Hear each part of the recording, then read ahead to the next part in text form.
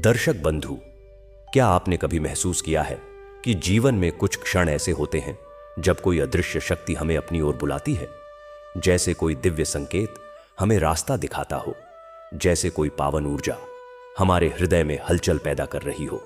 और आज का यह मंगलवार उसी दिव्य बुलावे का क्षण है।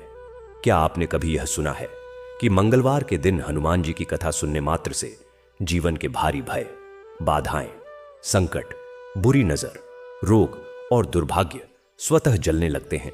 यह केवल सुनी सुनाई बात नहीं, यह सदियों से सिद्ध सत्य है। क्योंकि पवन पुत्र हनुमान केवल एक देवता नहीं, वे जीवित शक्ति हैं, वे चलती फिरती ऊर्जा है, वे साहस का स्वरूप है, वे अडिग विश्वास का आधार है। आज का यह मंगलवार कोई साधारण दिन नहीं है। दर्शक बंधु, आज वह पवित्र क्षण है जब स्वयं संकट मोचन की करुणा आपके जीवन में अवतरित होने वाली है। जब आपकी परेशानियों को हनुमान जी अपने कदमों के नीचे कुचलने वाले हैं, जब आपके मन में छिपा हर डर भस्म होने वाला है, और जब आपके जीवन का रुका हुआ पहिया फिर से चलने वाला है। जैसे सूरज की पहली किरण रात के अंधकार को चीर देती है, वैसे ही मंगलवार की कथा जीवन के गहरे अंधेरों को काटकर नए प्रकाश की शुरुआत करती है। दर्शक बंधु, आप किसी चमत्कार की खोज में नहीं आए हैं, आप अपने भीतर छिपी उस शक्ति को जागृत करने आए हैं जिसे आप भूल चुके हैं। आप इसीलिए आए हैं क्योंकि आपके जीवन की कोई ना कोई पीड़ा, कोई संघर्ष, कोई चिंता आपको आज इस दिव्य कथा तक खींच लाई है। जरा एक क्षण के लिए अपने जीवन की ओर देखिए। कितनी चुनौतियां रोज आपके दरवाजे पर खड़ी हो जाती है। कभी आपका काम बिगड़ जाता है, कभी घर में तनाव खड़ा हो जाता है, कभी स्वास्थ्य साथ नहीं देता, कभी मन उदास हो जाता है, कभी लगता है कि आपकी मेहनत का फल रुक गया है, और कभी ऐसा लगता है कि कोई अदृश्य दीवार आपकी राह रोक रही है। लेकिन आज इस मंगलमयी मंगलवार को जब आप हनुमान जी की कथा सुनने बैठे हैं, ऐसा लगता है जैसे स्वयं पवन पुत्र आपके जीवन की भारी चट्टानों को हटाना शुरू कर चुके हैं। ऐसा लगता है जैसे वे अपने विशाल हाथों से आपके मन का बोझ हल्का कर रहे हैं। ऐसा लगता है जैसे कोई अदृश्य आशीर्वाद आपका हृदय स्पर्श कर रहा है। हनुमान जी केवल वीर नहीं, वे केवल भक्त नहीं, वे केवल ज्ञानवान नहीं, वे एक शक्ति है जो भक्त के जीवन में आश्चर्यजनक परिवर्तन लाती है। वे एक दीपक हैं जो अंधेरों को मिटाकर नई राह दिखाते हैं। वो एक वचन है जो संकट में खड़े हो जाते हैं। वे एक सुरक्षा कवच हैं जो हर दिशा से रक्षा करते हैं। और आज यह कथा केवल कथा नहीं, आपके जीवन का परिवर्तन भी हो सकती है। दर्शक बंधु, कई बार मनुष्य जीवन के भय, परेशानियों और रुकावटों से इतना घिर जाता है कि उसे अपनी ही शक्ति दिखाई नहीं देती। लेकिन हनुमान कथा का एक प्रसंग भी मनुष्य के भीतर सोया हुआ साहस जगा देता है। उनके नाम का एक बार उच्चारण भी असंभव को संभव बना देता है, क्योंकि उनका नाम स्वयं शक्ति है। शायद आपने भी कभी मन ही मन कहा होगा, हे पवन पुत्र, मेरे संकट कब दूर होंगे, मेरे घर में शांति कब आएगी, मेरे जीवन की बाधाएं कब हटेंगी। दर्शक बंधु, हो सकता है आज का यह मंगलवार, यही क्षण आपकी उसी पुकार का उत्तर हो। क्योंकि जब भक्त की आस्था और हनुमान जी की कृपा मिलती है, तब चमत्कार होना सहज हो जाता है।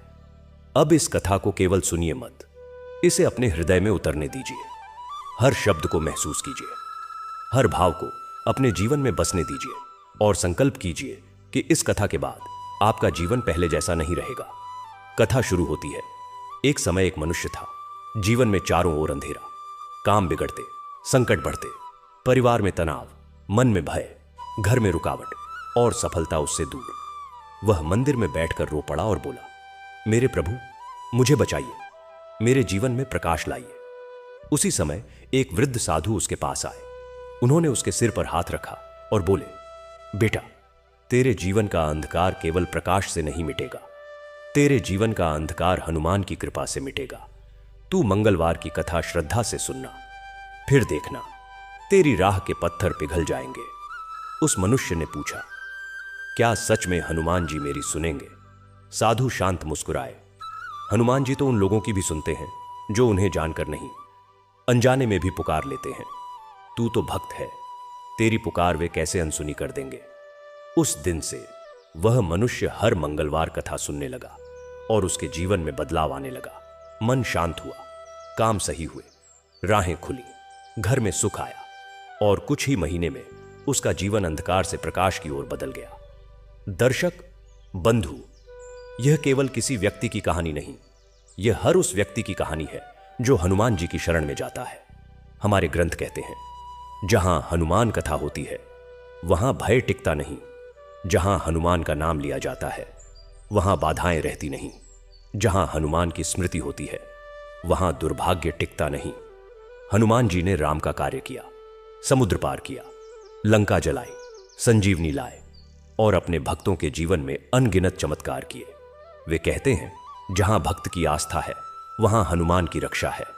दर्शक बंधु, अब अपने मन में एक बार हनुमान जी का स्मरण कीजिए, अपनी आंखें बंद कीजिए, अपने हृदय पर हाथ रखिए और मन में धीरे से कहिए, हे पवन पुत्र, मेरे जीवन के सभी भय दूर कर दो, मेरी राह की सभी बाधाएं मिटा दो, मेरे घर में शांति, सौभाग्य और समृद्धि का दीप जला दो। मुझे अपनी भक्ति, अपनी शक्ति, अपना आशीर्वाद प्रदान करो। यह प्रार्थना आपने मन में की और इसी क्षण पवन पुत्र का आशीर्वाद आपके जीवन में उतरना शुरू हो चुका है।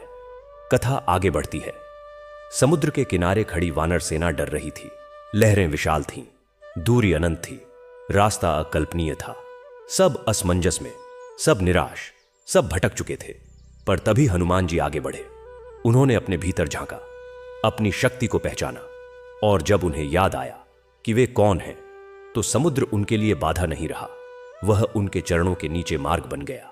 उन्होंने पर्वताकार रूप धारण किया, गर्जना की, आकाश हिल गया, पृथ्वी कांप उठी और वे ऐसी छलांग लगाए कि आज तक दुनिया उनकी शक्ति को याद करके नतमस्तक हो जाती है। दर्शक बंधु, आज वही शक्ति हनुमान जी आपके भीतर जगाना चाहते हैं। आपके जीवन का समुद्र चाहे कितना भी बड़ा क्यों ना हो, पवन पुत्र की कृपा से आप उसे पार कर सकते हैं। एक और प्रसंग, जब लक्ष्मण बेहोश पड़े थे, राम रो रहे थे, सेना व्याकुल थी, रात अंधेरी, पहाड़ ऊंचा, रास्ता कठिन, समय कम, लेकिन हनुमान जी ने कहा, जब तक राम का भक्त संकट में है, हनुमान पीछे नहीं हट सकता। उन्होंने पूरी शक्ति से गति पकड़ी, हिमालय पहुंचे और पूरा पर्वत उठाकर वापस लौट आए। संजीवनी ने जीवन लौटा दिया। यह प्रसंग केवल युद्ध का नहीं, यह संकेत है कि जब मनुष्य की आशा बेहोश हो जाए तो हनुमान जी स्वयं उसकी संजीवनी बनकर आते हैं। दर्शक बंधु, आज की यह कथा आपके जीवन में वही संजीवनी शक्ति भर रही है।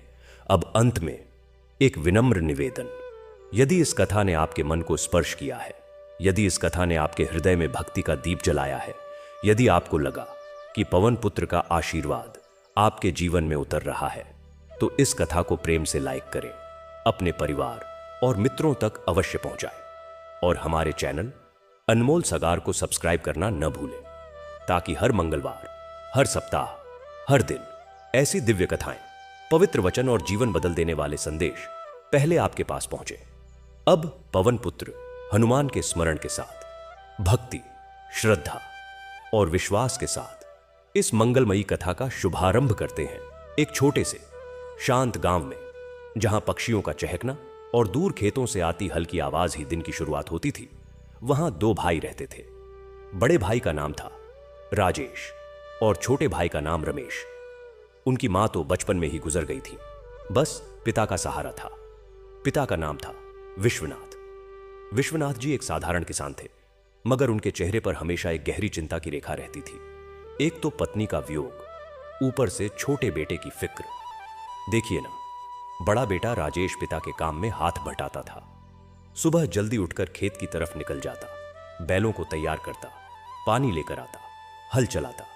उसके हाथों में हमेशा मिट्टी की खुशबू रहती और माथे पर पसीने की बूंदें। वह कम बोलता था, मगर काम ज्यादा करता था। उसकी आंखों में परिवार की जिम्मेदारी का भाव साफ झलकता था। और छोटा बेटा रमेश, अरे बस दिन भर घूमने में ही सारा वक्त बर्बाद कर देता था। सुबह देर तक सोता, फिर उठकर नहाने खाने में देर लगाता और फिर गांव के चौपाल पर पहुंच जाता, जहां कुछ और नौजवान आलसी बैठे रहते। गप्पे हाँकना, शाम को नदी किनारे टहलना, कभी किसी की बाड़ तोड़कर आम तोड़ना, यही उसका दिनचर्या था। पिता ने कितनी बार समझाया, बेटा रमेश, थोड़ा मेहनत कर लिया कर। तेरा भाई अकेला सब संभाल रहा है। हम गरीब लोग हैं, 2 जून रोटी के लिए सबको मेहनत करनी पड़ती है। मगर रमेश के कान पर जूं तक नहीं रेंगती। वह कहता, बाबूजी, इतनी सारी मेहनत करके भी क्या मिलता है? रोज वही झोपड़ी, वही दाल रोटी। जिंदगी को थोड़ा एंजॉय भी तो करो। और ऐसा कहकर वह फिर कहीं गायब हो जाता। राजेश कभी कभी टोक देता, रमेश, कल सुबह खेत में बुवाई है, तू भी चलना। रमेश हंसकर टाल देता, भैया तुम तो हो ना मेरे लिए, तुम जैसे परिश्रमी भैया के सहारे तो मैं आराम से हूं। राजेश चुप हो जाता। वह रमेश से बहस नहीं करता था, बस अपना काम करता रहता। मगर उसके मन में एक डूबता हुआ बोझ था। पिता उम्र दराज हो रहे थे, खेती का बोझ बढ़ रहा था और घर की आर्थिक हालत दिन ब दिन खराब होती जा रही थी। कर्ज का बोझ भी था, कभी मां के इलाज के लिए, कभी खराब फसल के समय। साहूकार का डर सबको सताता रहता। एक दिन तो बहुत बुरा हुआ। विश्वनाथ जी बुखार से तप रहे थे। राजेश उनकी सेवा में लगा हुआ था। उसी समय साहूकार के 2 आदमी आ गए। उनकी आवाज में खुरदुरापन था। लो बाबू विश्वनाथ, आज तो हमें पैसा चाहिए, तुम्हारा कर्ज बहुत दिनों से चल रहा है। विश्वनाथ जी बिस्तर से उठकर बैठने की कोशिश करते हुए हांफने लगे। थोड़ा समय और दे दो भाई, इस बार फसल अच्छी होगी तो सब कुछ लौटा दूंगा। लेकिन वे लोग मानने वाले कहां थे। नहीं, आज ही चाहिए, नहीं तो तुम्हारी यह झोपड़ी और खेत का कुछ हिस्सा हम कब्जे में ले लेंगे। उनकी आवाज सुनकर राजेश अंदर से कांप उठा। उसने गिड़गिड़ाकर कहा, काका, पिताजी बीमार हैं, कृपया थोड़ी देर और रहने दो, मैं किसी और से पैसे का इंतजाम करके दे दूंगा। उन लोगों ने घर का सामान उठाना शुरू कर दिया। छोटा मोटा अनाज का बोरा, एक पुरानी साइकिल। रमेश उस समय वहां था ही नहीं। वह गांव के दूसरे छोर पर किसी के साथ ताश खेल रहा था। जब रमेश घर लौटा तो देखा भैया राजेश कोने में बैठकर सिसक रहा है और पिताजी बेहोश से पड़े हैं।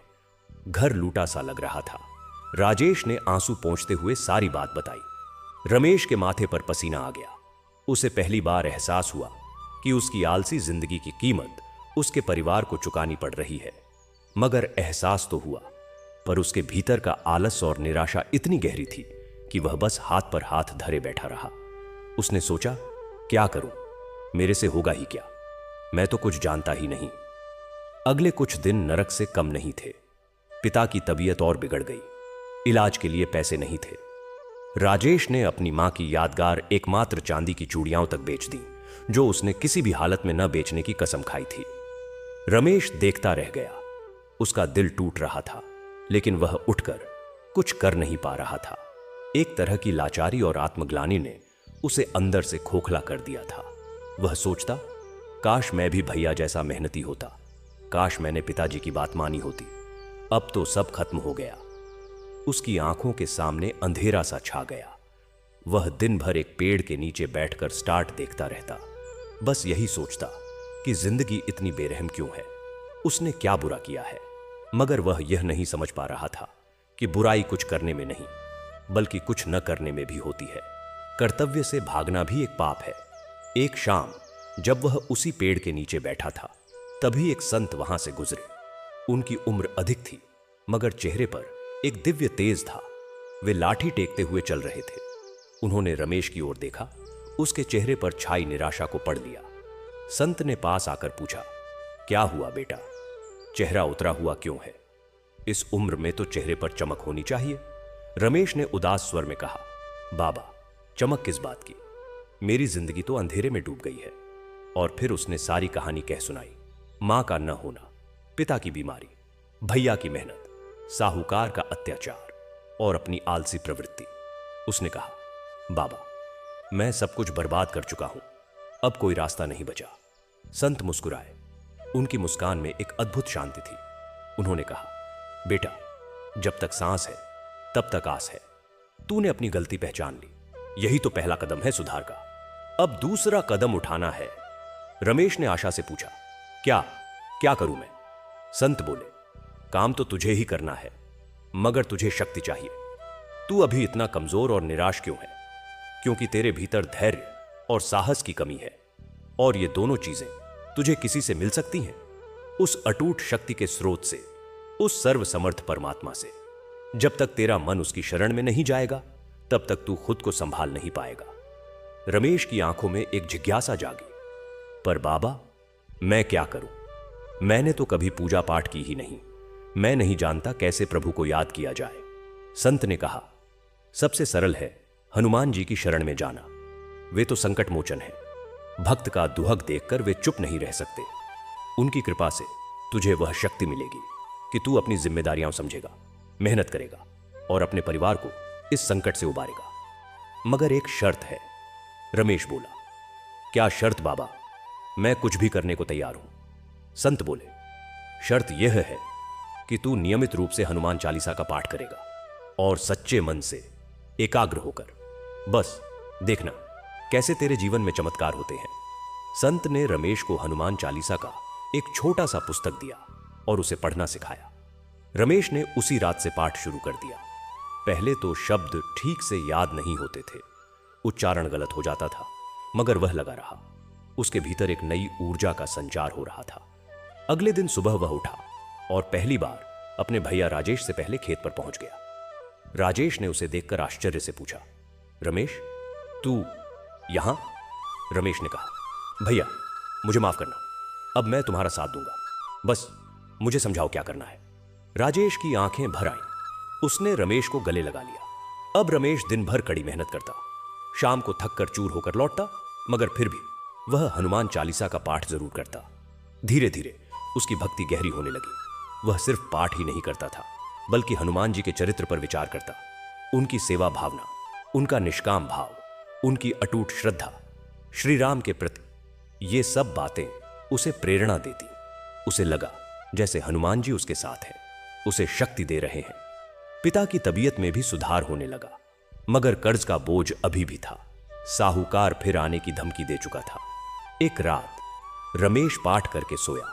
उसने सपने में देखा कि एक विशालकाय वानर देव उसके सामने खड़े हैं। उनका शरीर लाल रंग का है, चेहरे पर तेज है और वे एक हाथ में गदा लिए हुए हैं।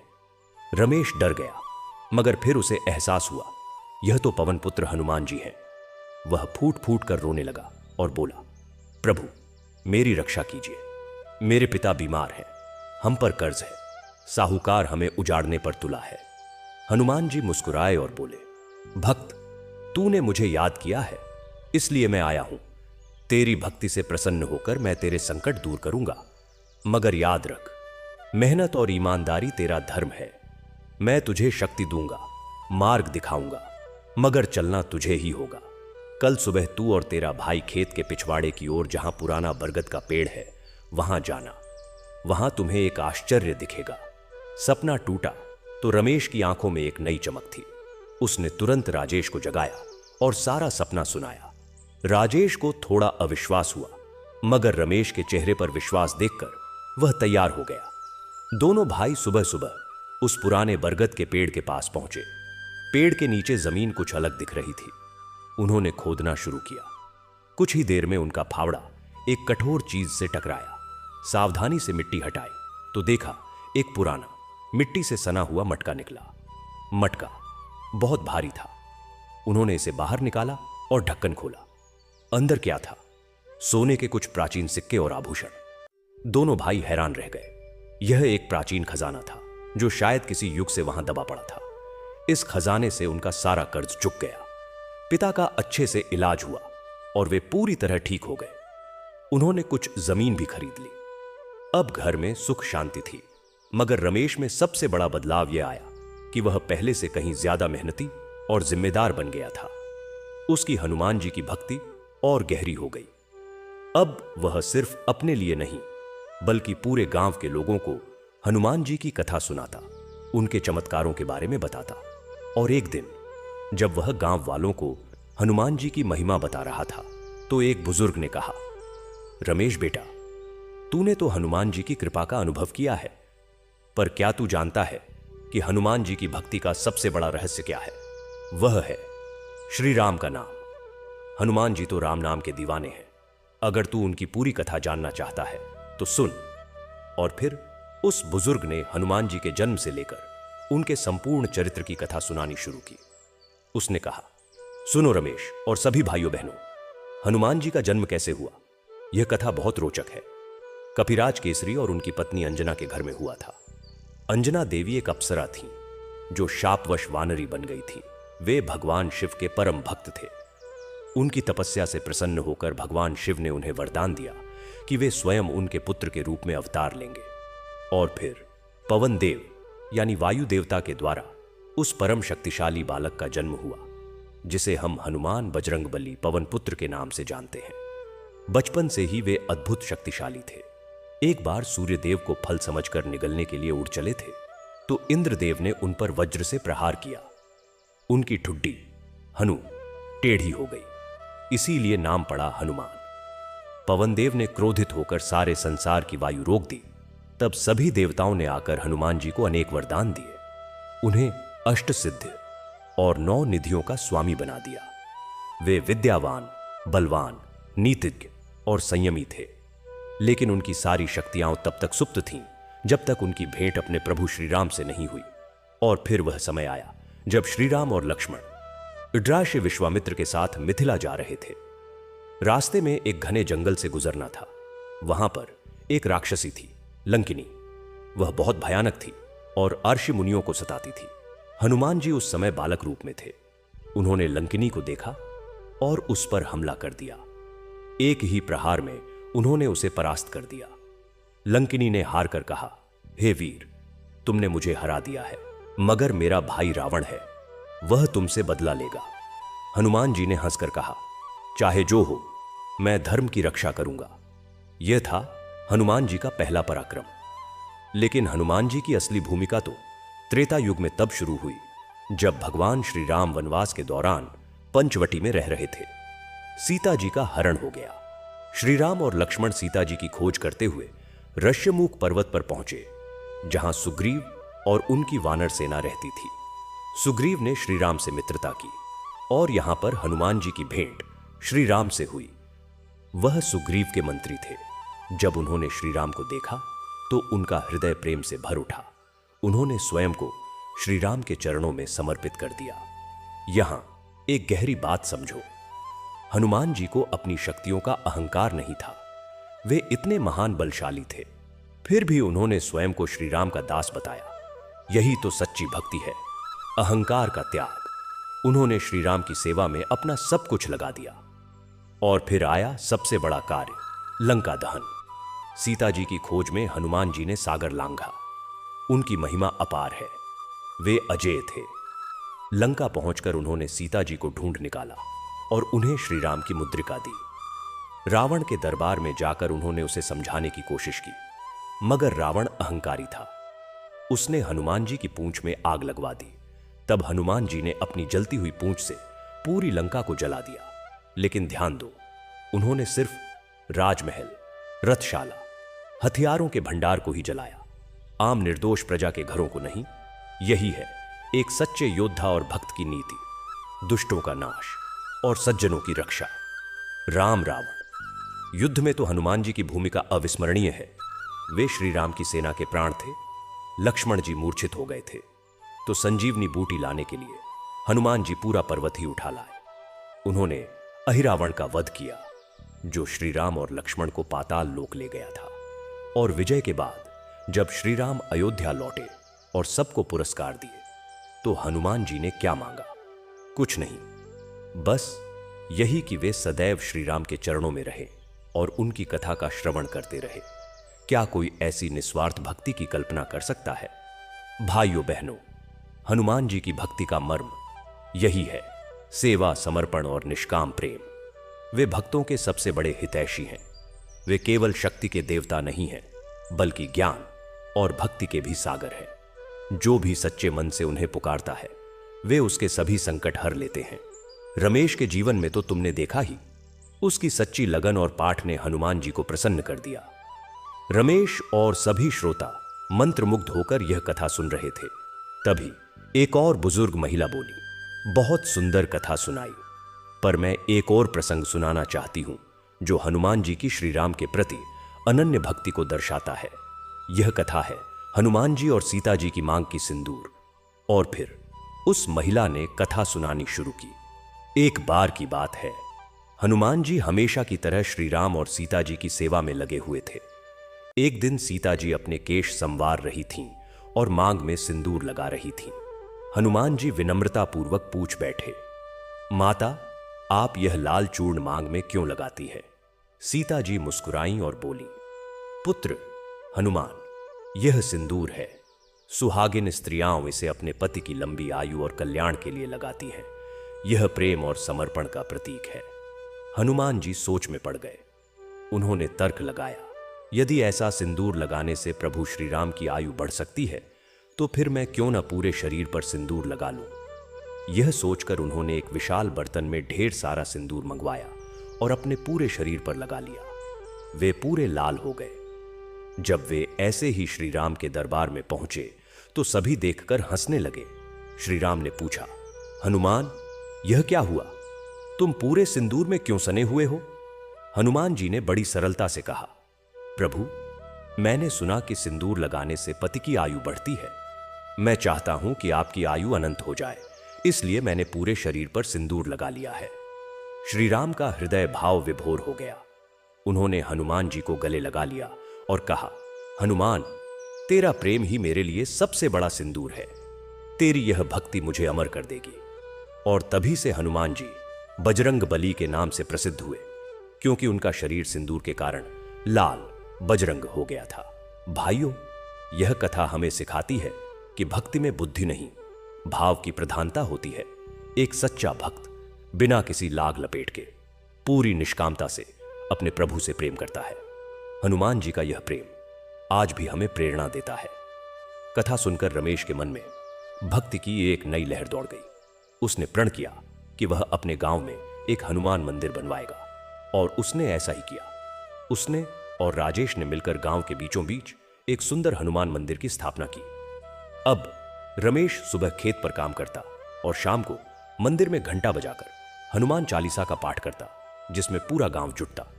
उसके पिता विश्वनाथ जी स्वस्थ और प्रसन्न रहते। राजेश की शादी हो गई और घर में खुशहाली छा गई। लेकिन कहानी यहां खत्म नहीं होती। एक बार गांव में भयंकर सूखा पड़ा। बारिश नाम की नहीं हो रही थी। खेत सूख रहे थे, कुएं सूख गए थे, पशु पक्षी तड़प रहे थे। सभी ग्रामवासी चिंतित थे।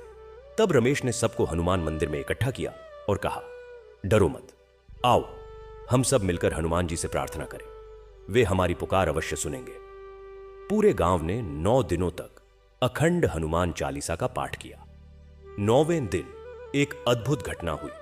आसमान में बादल 9 दिनों तक छाए रहे नहीं थे, मगर अचानक हनुमान मंदिर के ऊपर एक छोटा सा घना बादल आया और मूसलाधार बारिश होने लगी। लेकिन सिर्फ मंदिर के आसपास और गांव की सीमा तक। आसपास के गांवों में एक बूंद भी नहीं गिरी। यह एक स्पष्ट चमत्कार था।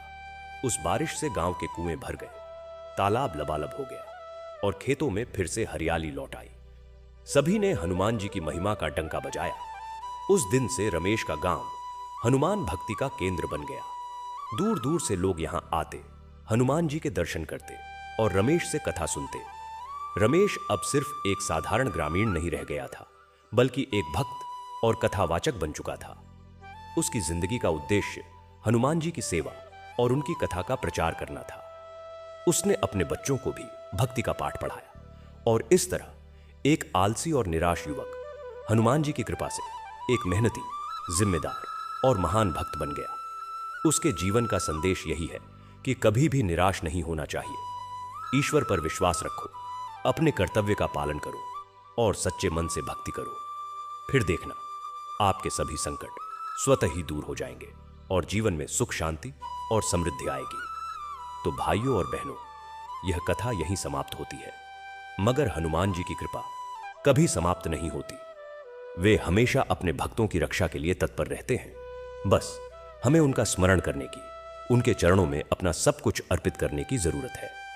जय हनुमान ज्ञान गुण सागर, जय कपीस तिहु लोक उजागर। तो भाइयों और बहनों, कथा तो यहीं समाप्त हो गई, मगर हमारे भक्त रमेश की कथा और भी आगे बढ़ती है। आप सबने सुना कि कैसे हनुमान जी की कृपा से उसका और उसके पूरे परिवार का जीवन बदल गया। गांव में हनुमान मंदिर की स्थापना हुई और सूखे के समय हुआ चमत्कार। मगर यह तो शुरुआत भर थी। असली परीक्षा तो अब शुरू हुई। देखिए ना, जब भी भक्त पर ईश्वर की विशेष कृपा होती है तो उसकी परीक्षा भी होती है, ताकि उसकी भक्ति और दृढ़ हो, उसमें और निखार आए। ठीक वैसे ही जैसे सोने को आग में तपाकर और चमकदार बनाया जाता है। अब रमेश का गांव हनुमान भक्ति का एक छोटा सा केंद्र बन चुका था। दूर दूर से लोग यहां आते, मंदिर में माथा टेकते और रमेश से हनुमान जी की कथा सुनते। रमेश अब सिर्फ खेती ही नहीं करता था, बल्कि वह एक पूर्णकालिक भक्त और कथावाचक बन चुका था। उसकी ख्याति आसपास के कई गांवों में फैल गई थी। लोग उसे भक्त रमेश या हनुमान दास कहकर बुलाने लगे। मगर जहां प्रशंसा होती है, वहीं कुछ लोगों के मन में ईर्ष्या और द्वेष भी पनपने लगता है। और यही हुआ। गांव के ही एक व्यक्ति थे, दीनानाथ। वे पहले से ही गांव के एक धनी व्यक्ति थे और गांव के सारे फैसलों में उनकी चलती थी। लोग उनकी इज्जत करते थे, कुछ डर के मारे तो कुछ लालच के मारे। मगर जब से रमेश ने हनुमान मंदिर बनवाया और उसकी ख्याति बढ़ी, तब से दीनानाथ को लगने लगा कि उनका गांव में प्रभाव कम हो रहा है। लोग अब उनके पास आने के बजाय रमेश के पास ज्यादा जाने लगे थे। कोई परेशानी होती तो सीधे हनुमान मंदिर पहुंच जाते, रमेश से सलाह लेते। यह बात दीनानाथ को चुभती थी। वे सोचते, यह रमेश कौन होता है मुझसे बड़ा बनने वाला? यह तो वही है जो कल तक दिन भर घूमता फिरता था, अब थोड़ी सी भक्ति करके बाबा बन गया है। उनके मन में विष भरने लगा। एक दिन दीनानाथ ने अपने कुछ चमचों को बुलाया और एक योजना बनाई। उन्होंने कहा, यह रमेश लोगों को बेवकूफ बना रहा है। हनुमान जी की कृपा चमत्कार, यह सब ढोंग है। उसने खजाना तो संयोग से मिल गया, सूखे में बारिश भी कोई बड़ी बात नहीं। मौसम अपनी चाल से चलता है। हमें इसे सबके सामने बेनकाब करना होगा, ताकि लोगों की आंखें खुल जाएं और वे फिर से मेरी ओर देखें। चमचों ने पूछा, लेकिन कैसे? लोग तो इसे भगत मानते हैं। दीनानाथ ने एक शातिर मुस्कान के साथ कहा, हम मंदिर पर ही हमला करेंगे। किसी रात मंदिर की मूर्ति को कुछ नुकसान पहुंचा देंगे, या फिर मंदिर में चोरी का नाटक करेंगे और सबूत के तौर पर रमेश के घर से ही कुछ चीजें वहां रख देंगे। जब लोग देखेंगे कि जिस मंदिर की रक्षा का दावा यह करता है, उसी मंदिर को नुकसान पहुंचाने वाला यही है, तो सबका विश्वास उठ जाएगा। यह योजना बनाकर दीनानाथ और उसके साथियों ने अगली अमावस्या की रात का इंतजार किया। अमावस्या की रात अंधेरी होती है, लोग जल्दी सो जाते हैं। उन्होंने सोचा कि वही सबसे उपयुक्त रात होगी, मगर वे यह भूल गए कि जहां सच्चा भक्त रहता है, वहां प्रभु की दृष्टि हमेशा बनी रहती है। रमेश रोजाना की तरह उस रात भी मंदिर में देर तक बैठा हुआ था। उसने हनुमान चालीसा का पाठ पूरा किया, दीपक जलाए और मूर्ति के सामने बैठकर ध्यान लगाने लगा। उसका मन कुछ अशांत सा था। उसे लग रहा था जैसे कोई अनहोनी होने वाली है। वह प्रार्थना करने लगा, हे पवन पुत्र, हे संकट मोचन, अगर कोई संकट आने वाला है तो मेरी और मेरे मंदिर की रक्षा कीजिए। मेरी भक्ति में कोई कमी रह गई हो तो मुझे क्षमा कीजिए। थोड़ी देर बाद वह मंदिर से बाहर निकला और अपने घर की ओर चल दिया। उसके जाते ही दीनानाथ और उसके 3 साथी काले कपड़े पहने, चेहरे पर कपड़ा बांधे हुए मंदिर की ओर बढ़े। वे चुपके से मंदिर के पिछवाड़े की तरफ से आए, जहां एक खिड़की थी। उनमें से एक ने खिड़की की कुंडी खोलनी शुरू की, मगर तभी अचानक एक अजीब सी घटना हुई। मंदिर के अंदर जो एक बड़ा घंटा लगा था, वह अपने आप बज उठा। ऐसा लगा जैसे किसी ने जोर से उसे हिलाया हो। घंटे की आवाज इतनी तेज और भयानक थी कि वे चारों चौंक गए। उनके हाथ पैर कांपने लगे। दीनानाथ ने हिम्मत बटोरी और कहा, कोई बात नहीं, हवा का झोंका होगा, चलो जल्दी करो। उन्होंने खिड़की खोली और अंदर घुसने की कोशिश की, मगर जैसे ही पहला व्यक्ति अंदर घुसा, वह चीखता हुआ बाहर आ गया। उसका चेहरा भय से विकृत हो गया था। वह बड़बड़ाने लगा, अंदर अंदर एक विशालकाय वानर खड़ा है। उसकी आंखें आग की तरह जल रही हैं। वह गदा लिए खड़ा है। दीनानाथ और बाकी लोग हैरान रह गए।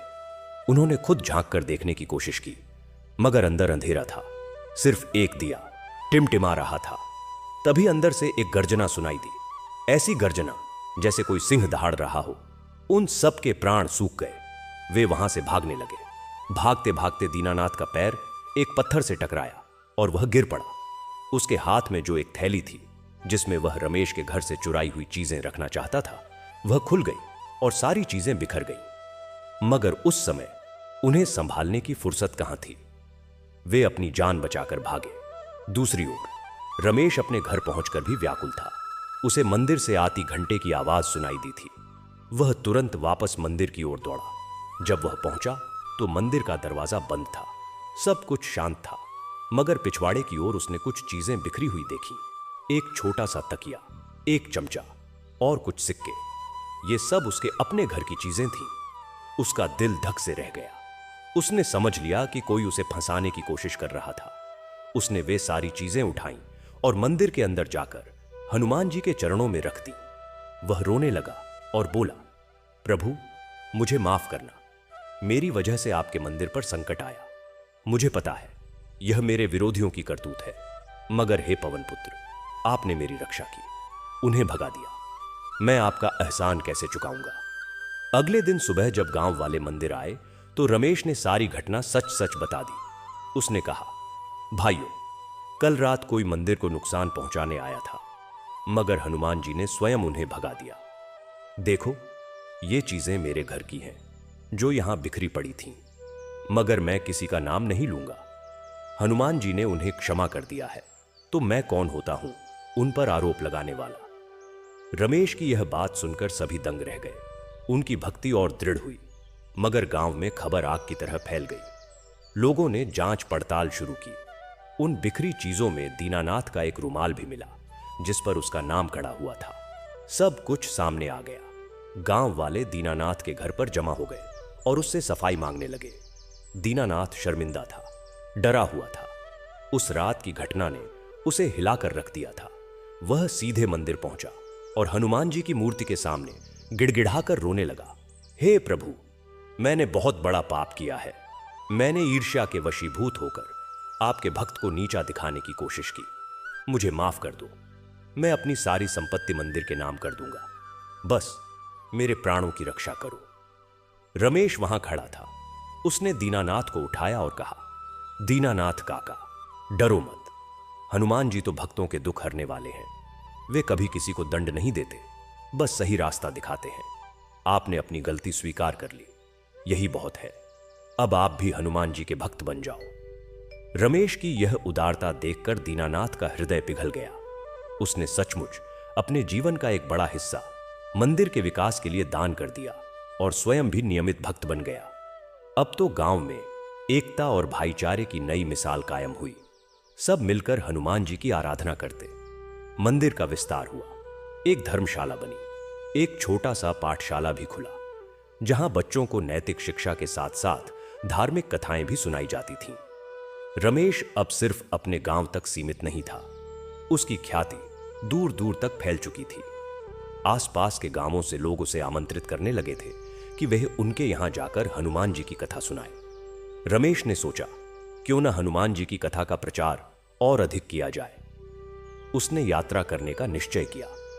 उसने अपने भाई राजेश और पिता विश्वनाथ से आशीर्वाद लिया और एक छोटा सा बंडल बांधकर पैदल ही यात्रा पर निकल पड़ा। उसके साथ था बस हनुमान चालीसा का एक पोथी और एक छोटा सा श्रीराम हनुमान का चित्र। उसका उद्देश्य था गांव गांव जाकर हनुमान जी की महिमा का बखान करना और लोगों को भक्ति का मार्ग दिखाना। यह यात्रा आसान नहीं थी। रास्ते में जंगल थे, नदियां थीं, कठिन इलाके थे, मगर रमेश के मन में कोई भय नहीं था। उसे विश्वास था कि हनुमान जी उसके साथ हैं। एक बार वह एक घने जंगल से गुजर रहा था। शाम ढल चुकी थी और अंधेरा घिरने लगा था। उसे रात के लिए एक सुरक्षित जगह की तलाश थी। तभी उसे दूर कहीं एक टिमटिमाती हुई रोशनी दिखाई दी। वह उस ओर बढ़ा। वहां एक छोटी सी कुटिया थी, जिसमें से एक बूढ़ा साधु बाहर आया। साधु ने रमेश को देखा और पूछा, कौन हो तुम, इतनी शाम को इस जंगल में अकेले? रमेश ने विनम्रता से अपना परिचय दिया और बताया कि वह हनुमान जी की कथा का प्रचार करने निकला है। साधु मुस्कुराए और बोले, तो तुम हनुमान भक्त हो? आओ, अंदर आओ। यह जंगल सुरक्षित नहीं है। रात को कभी कभी जंगली जानवर घूमते हैं। रमेश कुटिया के अंदर गया। अंदर एक दिया जल रहा था और एक छोटा सा हनुमान जी का चित्र था। साधु ने उसे भोजन दिया और आराम करने को कहा। रात में जब रमेश सो रहा था, तभी अचानक बाहर से भयानक गुर्राने की आवाज आई। साधु जाग गया और बोला, लगता है कोई बाघ आसपास है, डरो मत, मैं हूं। मगर रमेश ने कहा, बाबा आप यहां रहिए, मैं देखता हूं। वह बाहर गया। अंधेरे में उसने दो चमकती हुई आंखें देखी। सचमुच एक बड़ा बाघ वहां खड़ा था। रमेश का दिल जोर से धड़का, मगर उसने हिम्मत नहीं हारी। वह ऊंची आवाज में बोला, हे पवन पुत्र हनुमान जी, आपके नाम का स्मरण करते हुए मैं इस जंगल में आया हूं। अगर यह बाघ आपकी ही एक रचना है तो कृपया इसे शांत करें। हम दोनों यहां बिना किसी बुरी नीयत से हैं। और फिर उसने जोर से हनुमान चालीसा का पाठ शुरू कर दिया। श्री गुरु चरण सरोज रज, निज मन मुकुर सुधारे। अद्भुत बात यह हुई कि जैसे ही उसने पाठ शुरू किया, बाघ का गुर्राना बंद हो गया। वह वहां बैठ गया, मानो सुन रहा हो। कुछ देर बाद वह धीरे धीरे उठा और जंगल की ओर चला गया, बिना किसी को नुकसान पहुंचाए। साधु यह सब देखकर दंग रह गए। उन्होंने कहा, वाह रमेश, तुम्हारी भक्ति ने सचमुच एक खूंखार जानवर को शांत कर दिया। यह हनुमान जी का ही चमत्कार है। अगले दिन साधु ने रमेश से कहा, मैं इस जंगल में तपस्या कर रहा हूं, मगर तुम्हारे दर्शन से मुझे एक बात का एहसास हुआ। भक्ति का प्रचार सचमुच जरूरी है। तुम सही काम कर रहे हो। मैं तुम्हें आशीर्वाद देता हूं। और उन्होंने रमेश को एक पुरानी पवित्र हनुमान जी की मूर्ति दी, जो उनके पास सालों से थी। इसे संभाल कर रखना, जहां भी जाओ इसकी स्थापना करना।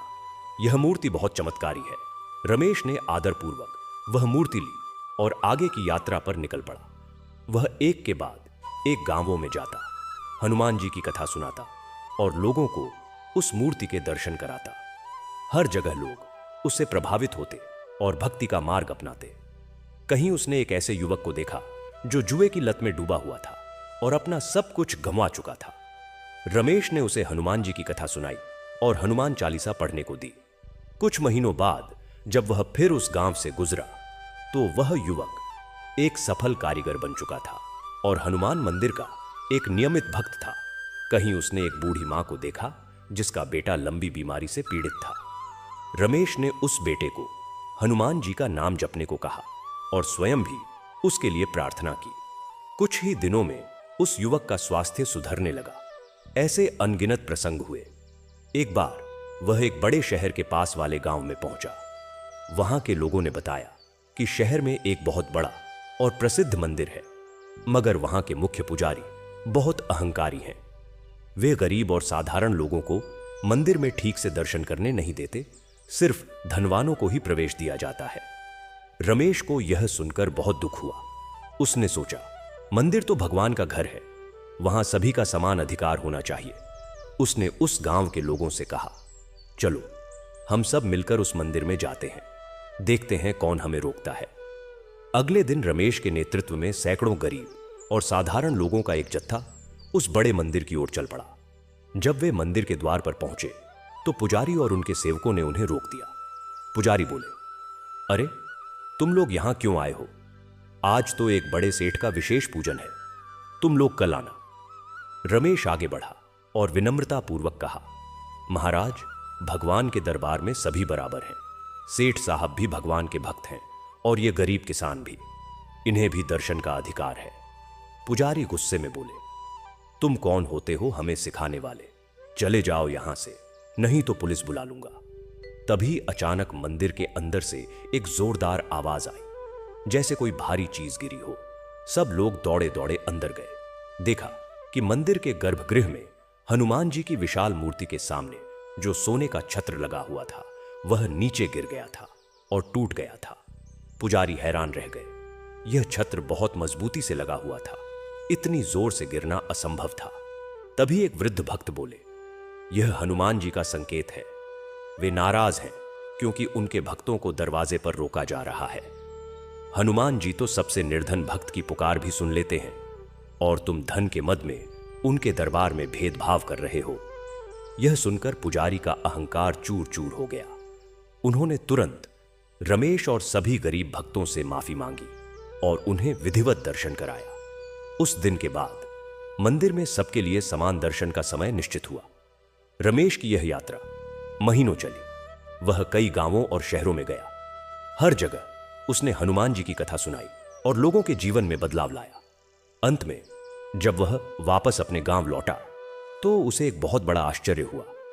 उसके गांव में अब एक विशाल हनुमान मंदिर का निर्माण हो चुका था, जिसमें एक सुंदर धर्मशाला, एक अन्न क्षेत्र जहां निःशुल्क भोजन मिलता और एक बड़ा सभागार था। यह सब दीनानाथ के दान और गांव वालों के सामूहिक प्रयास से बना था। लोगों ने रमेश का स्वागत एक विजेता की तरह किया। उसके पिता और भाई की आंखों में आंसू थे। उन्हें अपने रमेश पर गर्व था। अब रमेश ने अपने गांव को ही अपनी कर्मभूमि बना लिया। वह यहीं रहकर लोगों को कथा सुनाता, उनकी समस्याओं का समाधान करता। उसकी ख्याति इतनी फैल गई कि दूर दूर से लोग उसके गांव में आने लगे, जैसे कोई तीर्थ स्थल हो। उस गांव का नाम ही बदल गया लोगों की जुबान पर, हनुमान धाम। रमेश ने कभी शादी नहीं की। उसने अपना सारा जीवन हनुमान जी की सेवा में समर्पित कर दिया। वह कहता था, मेरा परिवार तो सभी हनुमान भक्त हैं, मेरे माता पिता, भाई और यह पूरा गांव। इससे बड़ा परिवार और क्या होगा। समय बीतता गया। रमेश के पिता विश्वनाथ जी बहुत वृद्ध हो गए। एक दिन उन्होंने रमेश और राजेश को पास बुलाया और कहा, बेटों, मैंने अपना जीवन सफल मान लिया है। मैंने देख लिया कि मेरे दोनों बेटे सच्चे इंसान और भक्त बन गए हैं। अब मैं शांति से प्रभु के चरणों में जा सकता हूं। और कुछ दिनों बाद शांति से उनका देहांत हो गया। पूरे गांव ने मिलकर उनका अंतिम संस्कार किया। रमेश और राजेश ने अपने पिता की स्मृति में मंदिर परिसर में एक छोटा सा पुस्तकालय बनवाया। राजेश के बच्चे बड़े हो गए और उन्होंने भी रमेश चाचा से भक्ति की शिक्षा ली। गांव का हर बच्चा हनुमान चालीसा का पाठ करना जानता था और रमेश, वह बूढ़ा हो गया था, मगर उसके चेहरे पर वही दिव्य तेज और आंखों में वही चमक थी। वह रोज मंदिर में बैठकर कथा सुनाता। एक दिन जब वह हनुमान जी की महिमा का बखान कर रहा था तो उसने कहा, भाइयों, मेरी जिंदगी साक्षी है कि हनुमान जी कभी अपने भक्त को नहीं भूलते। उनकी कृपा से ही एक आलसी युवक आज इस मंच पर बैठा है। मैंने कलाजा बेंटॉक एरो इजुगस्ट ई डिजन पा पा पाई ड्रेसॉग द टेंट उस वेटो पा पा बपा हाल डैब कई निका Pappo.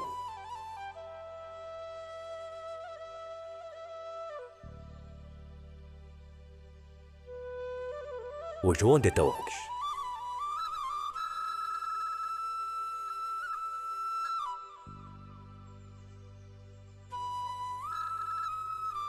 Uluku daripau dia pakunesh ratina baix westo aksapo open dib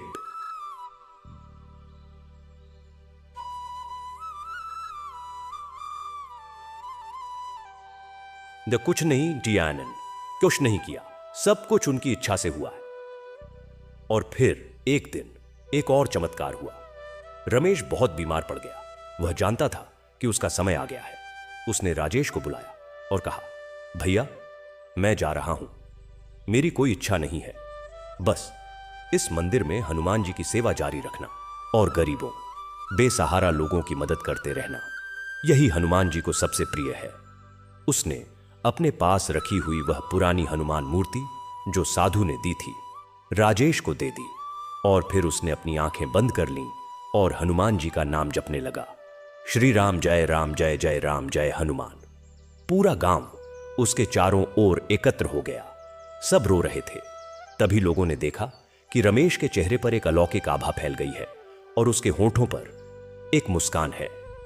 उसने अपनी अंतिम सांस ली, मगर जब वह देह त्याग रहा था तो कई लोगों ने दावा किया कि उन्होंने मंदिर से एक तेजस्वी प्रकाश निकलते देखा और आकाश में एक विशाल वानर के आकार के बादल को उत्तर दिशा की ओर जाते हुए देखा।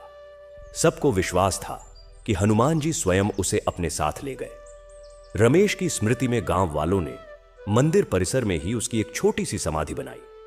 आज भी लोग उस समाधि पर आकर श्रद्धांजलि देते हैं और हनुमान जी की कथा सुनते हैं। राजेश और उसके बच्चों ने रमेश का काम जारी रखा। हनुमान धाम आज भी एक जीवंत तीर्थ स्थल है, जहां हर दिन हनुमान चालीसा का पाठ होता है और भक्तों का तांता लगा रहता है। तो भाइयों और बहनों, यह कथा हमें क्या सिखाती है? यह सिखाती है कि ईश्वर की भक्ति में इतनी शक्ति है कि वह एक साधारण इंसान को भी महान बना देती है। यह सिखाती है कि कभी हार नहीं माननी चाहिए, चाहे परिस्थितियां कितनी भी विपरीत क्यों ना हो। हनुमान जी जैसे साहस, सेवा और समर्पण का आदर्श हमारे सामने है। उनकी शरण में जाओ, उनका नाम लो और देखो कैसे तुम्हारे सारे संकट दूर हो जाते हैं, तुम्हारा जीवन धन्य हो जाता है। बोलिए संकट मोचन श्री हनुमान जी की जय। जय हो। जी हां भाइयों और बहनों, रमेश तो शरीर से इस संसार से विदा हो गए, मगर उनकी भक्ति की गूंज, उनके द्वारा स्थापित हनुमान धाम की महिमा, वह तो दिन ब दिन बढ़ती ही गई। अब यह कथा आगे बढ़ती है रमेश के भतीजे राजेश के बड़े पुत्र विशाल की ओर। विशाल का जन्म ही उस समय हुआ था जब रमेश ने हनुमान जी की कृपा से खजाना पाया था और घर में सुख समृद्धि आई थी। मानो वह बच्चा ही समृद्धि और भक्ति का प्रतीक बनकर आया हो। विशाल बचपन से ही अपने चाचा रमेश की छाया में पला बड़ा था। जब वह 4 साल का था, तब से ही रमेश उसे अपने साथ मंदिर ले जाते, हनुमान चालीसा सिखाते और छोटी छोटी कथाएं सुनाते। विशाल का मन भी बचपन से ही भक्ति की ओर झुक गया था। वह स्कूल से आते ही सीधे मंदिर पहुंच जाता और चाचा की सेवा में लग जाता। जब विशाल 12 साल का हुआ, तब रमेश का देहांत हुआ। विशाल के लिए यह एक बहुत बड़ा आघात था। वह कई दिनों तक उदास रहा, मगर एक रात उसने सपना देखा। सपने में रमेश चाचा उसे दिखाई दिए, पूरे तेजस्वी रूप में, और उनके पीछे एक विशालकाय गदाधारी हनुमान जी खड़े थे। रमेश ने मुस्कुराते हुए कहा, बेटा विशाल, रो मत, मैं तो हनुमान जी के साथ हूं। अब तुम्हारी बारी है इस मंदिर और इस परंपरा को संभालने की। तुम्हारे भीतर वही शक्ति है जो मुझ में थी। हनुमान जी तुम्हारे साथ हैं। उठो और आगे बढ़ो। सपना टूटा तो विशाल की आंखों में नया विश्वास था। उसने ठान लिया कि वह चाचा के काम को पूरी निष्ठा से आगे बढ़ाएगा। विशाल ने अपनी पढ़ाई जारी रखी, मगर उसका मुख्य केंद्र हनुमान मंदिर ही रहा। अब वह स्वयं कथा सुनाने लगा। पहले तो लोगों को लगा कि यह बच्चा है, क्या सुनाएगा, मगर जब विशाल ने बोलना शुरू किया तो सब दंग रह गए। उसके शब्दों में वही प्रभाव था, वही भक्ति का भाव था जो रमेश में था। वह न केवल हनुमान जी की परंपरागत कथाएं सुनाता, बल्कि उनमें नए प्रसंग जोड़ता, आधुनिक जीवन से जोड़कर उनकी प्रासंगिकता समझाता। धीरे धीरे वह भी भक्त विशाल के नाम से प्रसिद्ध हो गया। समय बीता, विशाल युवा हुआ। उसने कॉलेज की पढ़ाई पूरी की और फिर पूरी तरह से मंदिर की सेवा में जुट गया। उसके पिता राजेश ने उसे पूरा समर्थन दिया। अब हनुमान धाम की ख्याति और भी बढ़ चुकी थी। यहां हर शनिवार और मंगलवार को विशेष कथा और भंडारे का आयोजन होता था, जिसमें हजारों लोग शामिल होते। दूर दूर से लोग यहां चमत्कार की आशा लेकर आते और हनुमान जी की कृपा से उनकी मनोकामनाएं पूरी होती। मंदिर का ट्रस्ट बना था, जिसमें गांव के बुजुर्ग और विशाल मिलकर काम करते थे। अन्न क्षेत्र में रोजाना सैकड़ों लोगों को मुफ्त भोजन मिलता। एक छोटा सा औषधालय भी खुल गया था, जहां गरीबों को मुफ्त दवाइयां मिलती थीं। यह सब हनुमान जी की कृपा और भक्तों के दान से चलता था। मगर जहां प्रकाश होता है, वहां अंधेरा भी अपनी चाल चलता है। हनुमान धाम की बढ़ती ख्याति और दान की बढ़ती रकम से कुछ बाहरी तत्वों की नजर लग गई। एक दिन एक अजनबी व्यक्ति गांव में आया। उसने अपना परिचय एक बड़े व्यापारी के रूप में दिया और कहा कि वह हनुमान धाम के विकास के लिए एक बहुत बड़ी रकम दान करना चाहता है। उसने ट्रस्ट के सदस्यों से मुलाकात की और 1 करोड़ रुपए दान देने का प्रस्ताव रखा, मगर उसकी एक शर्त थी। वह मंदिर के पास की 10 एकड़ जमीन चाहता था, जो अभी खाली पड़ी थी और ट्रस्ट के नाम थी। उसने कहा कि वहां वह एक बड़ा गेस्ट हाउस बनाएगा, ताकि दूर दराज से आने वाले भक्तों को अच्छी सुविधाएं मिल सकें। पहले तो ट्रस्ट के कुछ सदस्य प्रस्ताव से प्रभावित हुए। इतना बड़ा दान, मगर विशाल को कुछ संदेह हुआ। उसने उस व्यक्ति की पृष्ठभूमि जाननी चाहिए। पता चला कि वह कोई व्यापारी नहीं, बल्कि एक बड़े रियल एस्टेट डेवलपर का एजेंट था। उसका मकसद मंदिर की जमीन हथियाकर वहां एक शॉपिंग कॉम्प्लेक्स और लग्जरी होटल बनाना था, न कि भक्तों के लिए गेस्ट हाउस। विशाल ने ट्रस्ट की बैठक में स्पष्ट कहा, यह जमीन हनुमान जी के नाम है। यहां भक्तों के लिए धर्मशाला, पाठशाला, बगीचा बन सकता है, मगर व्यावसायिक परियोजना नहीं। हम यह प्रस्ताव स्वीकार नहीं कर सकते। यह सुनकर वह अजनबी नाराज हो गया। उसने धमकी भरे लहजे में कहा, तुम लोग गांव के साधारण लोग हो, तुम्हें पता नहीं कि तुम किसके खिलाफ जा रहे हो। मेरे मालिक बहुत ताकतवर हैं, अगर तुमने जमीन नहीं दी तो पछताओगे। हम कानूनी रास्ता भी अपना सकते हैं या फिर अन्य रास्ते भी हैं। विशाल ने निडर होकर जवाब दिया, हम हनुमान जी के भक्त हैं, हम किसी की धमकी से नहीं डरते। आप चाहे जो करें, यह जमीन बेची नहीं जाएगी। उसके बाद कुछ अजीब घटनाएं होने लगी। मंदिर की दीवारों पर अपशब्द लिखे गए। रात में अन्न क्षेत्र की रसोई में आग लगाने की कोशिश हुई, मगर चमत्कारिक ढंग से आपने आप बुझ गई। कुछ अजनबी लोग गांव में घूमते दिखने लगे, जो भक्तों को डराने धमकाने की कोशिश करते। एक रात तो विशाल पर हमला भी हुआ। जब वह मंदिर से देर रात घर लौट रहा था, दो लोगों ने उसे रोक लिया और डंडों से मारने लगे। विशाल ने हनुमान जी का नाम लिया और खुद को बचाने की कोशिश की। तभी अचानक आसपास के कुत्ते भौंकने लगे और ऐसा लगा जैसे कोई विशालकाय आकृति वहां आ गई है। वे दोनों हमलावर डर के मारे भाग खड़े हुए। विशाल बुरी तरह घायल था, मगर उसकी जान बच गई। इस घटना ने पूरे गांव को झकझोर दिया। लोगों में रोष था। उन्होंने एकजुट होकर पुलिस में शिकायत की और मीडिया का ध्यान आकर्षित किया। समाचार पत्रों और टीवी चैनलों ने हनुमान धाम पर भूमाफियाओं का हमला की खबर चलाई। जनता का दबाव पड़ा और पुलिस ने कार्रवाई की। उस रियल एस्टेट डेवलपर और उसके गुंडों को गिरफ्तार किया गया। मामला कोर्ट में गया और आखिरकार मंदिर ट्रस्ट की जीत हुई। जमीन मंदिर के पास ही रही। इस घटना ने विशाल और हनुमान धाम की प्रतिष्ठा को और बढ़ा दिया। लोग कहने लगे कि हनुमान जी स्वयं अपनी भूमि और अपने भक्त की रक्षा के लिए आ गए थे। इस विजय के बाद विशाल ने एक महत्वपूर्ण फैसला लिया। उसने कहा, हमें इस जमीन का सदुपयोग करना चाहिए। इस पर हम एक बड़ा भक्ति निकेतन बनाएंगे, एक ऐसा केंद्र जहां दूर दूर से आए भक्त ठहर सकें, जहां युवाओं को धार्मिक और नैतिक शिक्षा दी जा सके, जहां गरीब बच्चों की मुफ्त शिक्षा का प्रबंध हो और जहां आयुर्वेदिक चिकित्सा का केंद्र हो। पूरे गांव ने उसका साथ दिया। दान देश विदेश से आने लगा। स्वयंसेवक आगे आए। कुछ ही वर्षों में वहां एक सुंदर और विशाल भक्ति निकेतन का निर्माण हो गया। इसमें 100 कमरों, 100 की धर्मशाला, एक बड़ा पुस्तकालय, एक कंप्यूटर शिक्षा केंद्र और एक आयुर्वेदिक डिस्पेंसरी थी। यह सब हनुमान जी के नाम से चलता था। अब विशाल की उम्र 30 वर्ष की हो चुकी थी। उसके माता पिता ने उसकी शादी की चर्चा शुरू की, मगर विशाल का मन सन्यासी की तरह था। वह कहता, मेरी शादी तो हनुमान जी से हो चुकी है, मैं उन्हीं की सेवा में अपना जीवन लगाना चाहता हूं। मगर एक दिन उसकी मां ने समझाया, बेटा, सेवा करने के लिए परिवार चाहिए, वंश चाहिए जो इस परंपरा को आगे बढ़ाए। तुम्हारे चाचा रमेश ने भी यही चाहा था। विशाल ने विचार किया और फिर एक शर्त रखी। उसने कहा, मैं उसी कन्या से विवाह करूंगा जिसका हृदय भी हनुमान जी के प्रति उतना ही समर्पित हो जितना मेरा है। वह धन संपत्ति नहीं, भक्ति देखेगी। चमत्कार देखिए, कुछ ही महीनों बाद एक ऐसी ही कन्या का पता चला। नाम था आराधना। वह एक पड़ोस के गांव की रहने वाली थी और उसके पिता भी एक हनुमान भक्त थे। आराधना ने एमए तक पढ़ाई की थी, मगर उसका रुझान भी भक्ति और सेवा में था। वह गांव में बच्चों को पढ़ाती थी और एक छोटे से हनुमान मंदिर में नियमित पूजा करती थी। जब दोनों परिवारों में बातचीत हुई और विशाल आराधना की मुलाकात हुई, तो लगा जैसे हनुमान जी ने ही यह जोड़ी बनाई हो। दोनों के विचार मिले। आराधना ने कहा, मैं आपके काम में पूरा साथ दूंगी, मेरी इच्छा भी सेवा करने की है।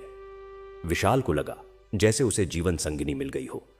विवाह हुआ और आराधना हनुमान धाम आ गई। उसने विशाल के काम को न केवल संभाला, बल्कि उसे नई दिशाएं दी। उसने महिलाओं के लिए एक स्वावलंबन केंद्र शुरू किया, जहां वे सिलाई कढ़ाई, हस्तशिल्प बनाना सीख सकती थीं। उसने बच्चों के लिए एक बाल संस्कार केंद्र खोला, जहां उन्हें नैतिक कहानियां, भजन और योग सिखाया जाता था। विशाल और आराधना की जोड़ी ने हनुमान धाम को एक आदर्श तीर्थ स्थल और सेवा केंद्र में बदल दिया। कुछ वर्षों बाद उनके घर एक पुत्र रत्न ने जन्म लिया। उसका नाम रखा गया हनुमान प्रसाद। सबको विश्वास था कि यह बच्चा भी इस परंपरा को आगे बढ़ाएगा। अब हनुमान धाम सिर्फ एक गांव नहीं रह गया था, बल्कि एक छोटा सा शहर बन गया था। यहां सड़कें अच्छी थीं, बिजली पानी का प्रबंध था, एक छोटा अस्पताल भी बन गया था। सबसे बड़ी बात, यहां का वातावरण पूरी तरह भक्तिमय और शांतिपूर्ण था। चोरी डकैती जैसी घटनाएं लगभग नहीं के बराबर थीं। लोग कहते थे कि हनुमान जी यहां साक्षात निवास करते हैं। एक बार की बात है, पूरे देश में एक भयंकर महामारी फैली। लोग बड़ी संख्या में बीमार पड़ रहे थे। अस्पतालों में जगह नहीं थी, दवाइयों की कमी थी। हनुमान धाम के आसपास के गांवों में भी यह बीमारी फैल गई। लोग डरे हुए थे। विशाल और आराधना ने हिम्मत नहीं हारी। उन्होंने हनुमान मंदिर के बड़े सभागार को एक अस्थायी आइसोलेशन वार्ड में बदल दिया। डॉक्टरों और नर्सों को बुलाया। मंदिर की रसोई से रोजाना हजारों लोगों के लिए भोजन और काढ़ा बनाकर पहुंचाया जाने लगा। विशाल ने लोगों से कहा, डरो मत, हनुमान जी की कृपा से सब ठीक होगा। बस नियमित हनुमान चालीसा का पाठ करो और सावधानियां बरतो। और फिर एक चमत्कार हुआ। हनुमान धाम और आसपास के 5 गांवों में जहां लोग नियमित हनुमान चालीसा का पाठ कर रहे थे, बीमारी का प्रकोप अन्य इलाकों की तुलना में काफी कम था। जो लोग बीमार पड़े वे भी जल्दी ठीक हो गए। डॉक्टर भी हैरान थे। उन्होंने कहा कि शायद यहां के लोगों की रोग प्रतिरोधक क्षमता अच्छी है या फिर कुछ और। मगर भक्तों का मानना था कि यह हनुमान जी की कृपा थी। उन्होंने अपने भक्तों की रक्षा की। इस घटना के बाद तो हनुमान धाम की ख्याति राष्ट्रीय स्तर पर फैल गई। बड़े बड़े नेता, सेलिब्रिटीज भी यहां दर्शन करने आने लगे। विशाल अब 50 वर्ष का हो चुका था। उसका पुत्र हनुमान प्रसाद 20 साल का युवा हो गया था। उसने इंजीनियरिंग की पढ़ाई की थी, मगर उसका हृदय भी दादा रमेश और पिता विशाल की तरह भक्ति में लगा था। उसने एक नया प्रोजेक्ट शुरू किया, डिजिटल हनुमान धाम। उसने एक मोबाइल ऐप बनाया जिसके माध्यम से दुनिया के किसी भी कोने से लोग लाइव हनुमान धाम के दर्शन कर सकते थे, कथा सुन सकते थे और ऑनलाइन दान कर सकते थे। उसने सोशल मीडिया पर हनुमान भक्ति का एक बहुत बड़ा नेटवर्क बनाया जहां लाखों लोग जुड़े थे। हनुमान प्रसाद ने अपनी आधुनिक शिक्षा को भक्ति से जोड़कर एक नया मार्ग दिखाया। एक दिन हनुमान प्रसाद ने अपने पिता विशाल से एक सवाल पूछा, पिताजी, हम इतने सालों से हनुमान जी की कथा सुनाते आ रहे हैं, उनकी सेवा कर रहे हैं, मगर क्या हमने कभी सोचा है कि हनुमान जी की सबसे बड़ी शिक्षा क्या है, उनके चरित्र का सार क्या है? विशाल मुस्कुराए और बोले, बेटा, यह बहुत अच्छा प्रश्न है। हनुमान जी की सबसे बड़ी शिक्षा है निष्काम सेवा। उन्होंने श्री राम की सेवा बिना किसी स्वार्थ के की। उन्हें न पद चाहिए, न धन, न यश, बस प्रभु की कृपा। दूसरी शिक्षा है अटूट विश्वास। उन्हें विश्वास था कि श्री राम सब कुछ कर सकते हैं और इस विश्वास ने उन्हें अजेय बना दिया। तीसरी शिक्षा है विनम्रता। इतने बलशाली होने के बावजूद उनमें अहंकार का नामो निशान नहीं था। और चौथी, सबसे महत्वपूर्ण शिक्षा है भक्ति और कर्तव्य का समन्वय। हनुमान जी महान भक्त थे, मगर वे महान योद्धा, महान दूत, महान मंत्री भी थे। उन्होंने दिखाया कि भक्ति करने का मतलब दुनिया से भागना नहीं है, बल्कि दुनिया में रहकर अपने कर्तव्यों का निष्ठा से पालन करना है। हनुमान प्रसाद ने इन बातों को गहराई से समझा। उसने एक नया कार्यक्रम शुरू किया, हनुमान बाल संस्कार शिविर। इन शिविरों में बच्चों को न केवल हनुमान चालीसा सिखाई जाती, बल्कि उन्हें सेवा के प्रोजेक्ट्स में लगाया जाता, जैसे बुजुर्गों की मदद करना, पर्यावरण बचाने के लिए पेड़ लगाना, गरीब बच्चों को पढ़ाना। उद्देश्य था कि हनुमान जी के चरित्र को आधुनिक जीवन में उतारा जाए। और फिर एक दिन एक ऐसी घटना हुई जिसने हनुमान धाम को अंतर्राष्ट्रीय पहचान दिला दी। एक विदेशी पर्यटक जॉन नाम का एक अमेरिकी भारत की यात्रा पर आया हुआ था। वह आध्यात्मिकता में रुचि रखता था। संयोग से वह हनुमान धाम पहुंच गया। उसने यहां का वातावरण देखा, विशाल की कथा सुनी और सेवा के कार्यों को देखा। वह इतना प्रभावित हुआ कि वह यहीं रुक गया। उसने विशाल से कहा, मैंने दुनिया के कई आध्यात्मिक स्थल देखे हैं, मगर यहां कुछ अलग है। यहां के लोगों के चेहरे पर एक अद्भुत शांति और प्रसन्नता है। यहां का वातावरण शुद्ध है। मैं यहां रहकर सेवा करना चाहता हूं। जॉन ने हनुमान चालीसा का अंग्रेजी अनुवाद पढ़ना शुरू किया और उसका अर्थ समझा। उसने ध्यान और योग सीखा। कुछ महीनों बाद उसने अपने अनुभव को एक किताब के रूप में लिखा, the miracle of Hanuman Dham, a westerner's journey to faith. यह किताब अंतर्राष्ट्रीय स्तर पर बेस्ट सेलर बन गई। दुनिया भर के लोग हनुमान धाम के बारे में जानने लगे। कई विदेशी पर्यटक यहां आने लगे और कुछ तो यहीं बस गए, भक्ति और सेवा का जीवन अपनाकर। अब हनुमान धाम एक वैश्विक गांव बन चुका था, जहां सभी जाति धर्म के लोग आकर शांति और आध्यात्मिकता का अनुभव करते। विशाल अब वृद्ध हो चले थे। उन्होंने मंदिर ट्रस्ट का अध्यक्ष पद अपने पुत्र हनुमान प्रसाद को सौंप दिया, मगर वे अभी भी प्रतिदिन मंदिर आते, बैठकर भक्तों को आशीर्वाद देते। एक दिन जब वह हनुमान जी की मूर्ति के सामने बैठे ध्यान कर रहे थे, तो उन्होंने महसूस किया कि उनका शरीर हल्का हो रहा है। उन्होंने देखा कि हनुमान जी की मूर्ति से एक प्रकाश निकलकर उन्हें घेर रहा है। उन्हें लगा जैसे कोई उनसे कह रहा है, आओ विशाल, तुमने बहुत अच्छी सेवा की, अब विश्राम करो। विशाल ने मुस्कुराकर अपनी आंखें बंद कर ली और फिर सबने देखा कि विशाल ने शांति से अपने प्राण त्याग दिए। उनके चेहरे पर एक दिव्य आभा थी।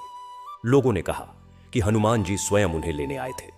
विशाल के बाद हनुमान प्रसाद ने पूरी कुशलता से हनुमान धाम की बागडोर संभाली। उसने और भी आधुनिक तकनीकों को भक्ति और सेवा से जोड़ा। सौर ऊर्जा से मंदिर परिसर चलने लगा, जल संरक्षण के उन्नत तरीके अपनाए गए, एक ऑर्गेनिक फार्म बनाया गया जो अन्न क्षेत्र के लिए सब्जियां पैदा करता था।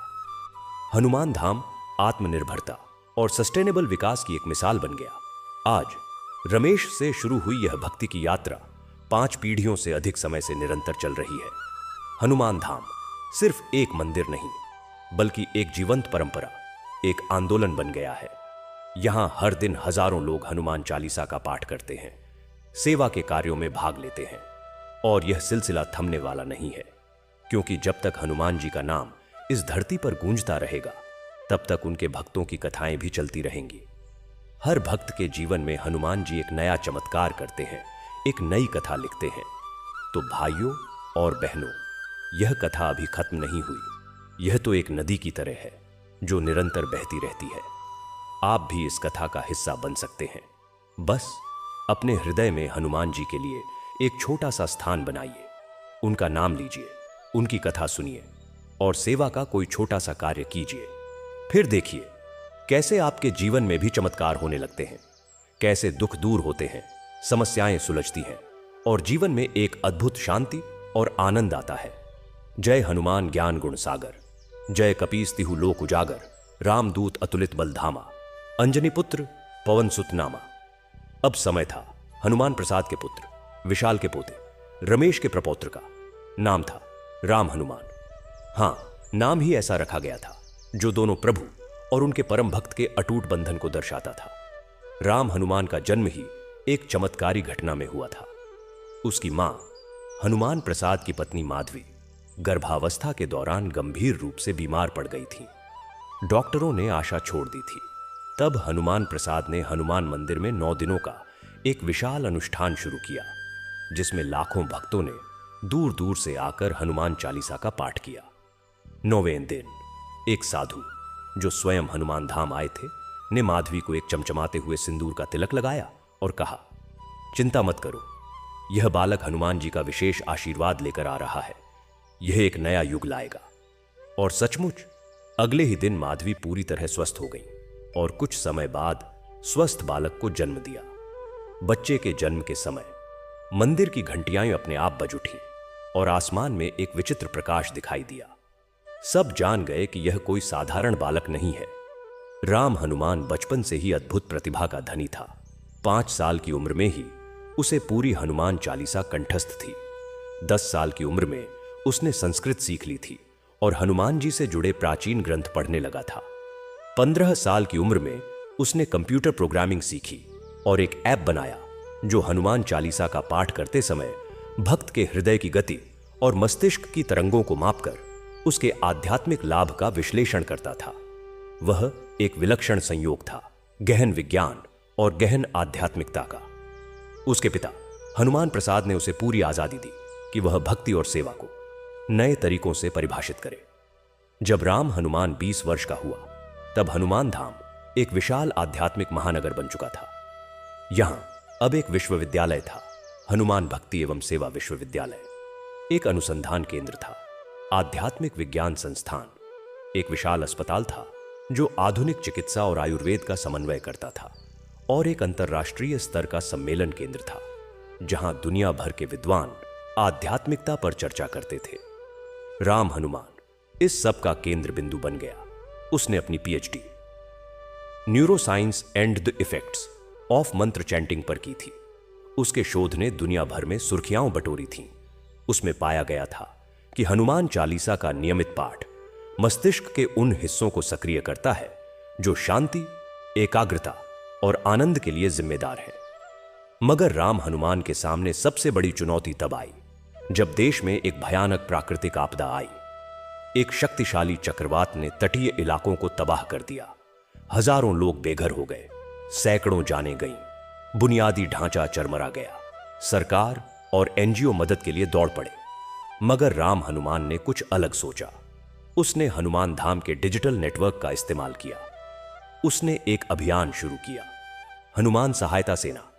इसके तहत उसने देश भर के हनुमान भक्तों का एक डेटाबेस तैयार किया जो स्वयंसेवक के रूप में काम करने को तैयार थे।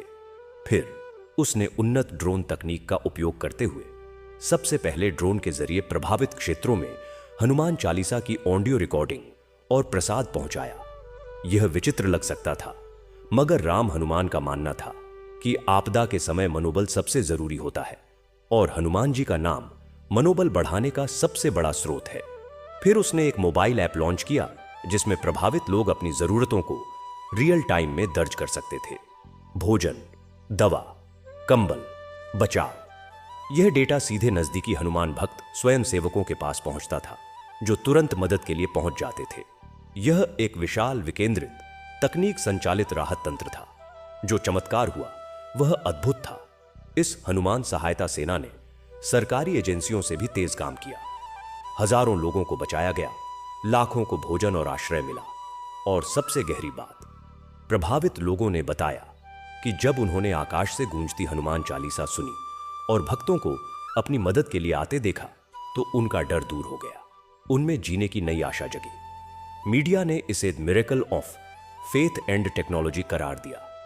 राम हनुमान एक राष्ट्रीय नायक बन गया, मगर यश और ख्याति ने उसके मन को छुआ तक नहीं। वह तो हनुमान जी की सेवा को ही सब कुछ मानता था। उसने इस आपदा राहत मॉडल को स्थायी बनाने का फैसला किया। उसने हनुमान रिस्पांस नेटवर्क HRN की स्थापना की, एक राष्ट्रव्यापी स्वयंसेवक आधारित नेटवर्क जो किसी भी आपदा या संकट के समय तत्काल प्रतिक्रिया दे सकता था। इसके लिए उसने देश भर में हनुमान मंदिरों को नोड्स के रूप में विकसित किया जहां प्रशिक्षित स्वयंसेवक और राहत सामग्री तैयार रहती। यह विचार इतना सफल रहा कि संयुक्त राष्ट्र ने भी इसे एक मॉडल के रूप में मान्यता दी। अब राम हनुमान 30 वर्ष का था और उसका विचार और भी बड़ा हो चुका था।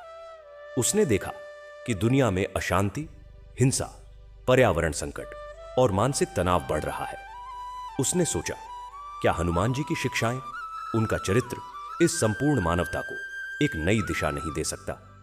उसने एक असंभव से लगने वाले प्रोजेक्ट की कल्पना की, वैश्विक हनुमान भक्ति संवाद। इसका लक्ष्य था दुनिया के सभी प्रमुख धर्मों, आध्यात्मिक परंपराओं और वैज्ञानिकों को एक मंच पर लाना और हनुमान जी के चरित्र से निकले सार्वभौमिक मूल्यों, सेवा, निष्ठा, विनम्रता, पर्यावरण प्रेम, वानरदेव होने के नाते प्रकृति से गहरा जुड़ाव और शारीरिक मानसिक शक्ति पर चर्चा करना।